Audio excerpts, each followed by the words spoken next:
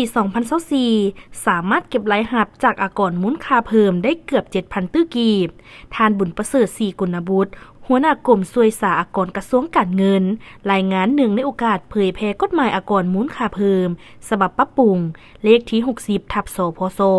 ลงวันที่28มิถุนายน2024ให้ภาครัฐและธุรกิจอยู่บรรดาแขวงภาคกลางและภาคใต้ที่แขวงจำปาสักในวันที่3เมษายน2025ว่า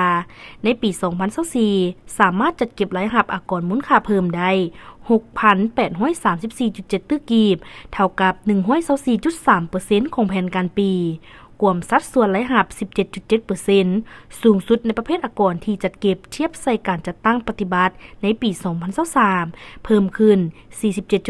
47.1% ระยะผ่านมาเห็นได้ว่า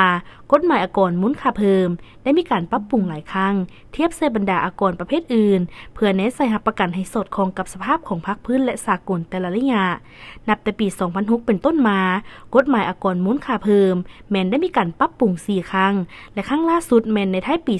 2021 อากรมูลค่าเพิ่มแม่นแหล่งรายรับช่วยสาอากรหลักที่สำคัญในการประกอบส่วนเข้าในรายรับงบประมาณของชาติเพื่อนำใช้เข้าในการปรับปรุงพื้นฐานโครงสร้างและการพัฒนาเศรษฐกิจสังคมอย่างรอบด้าน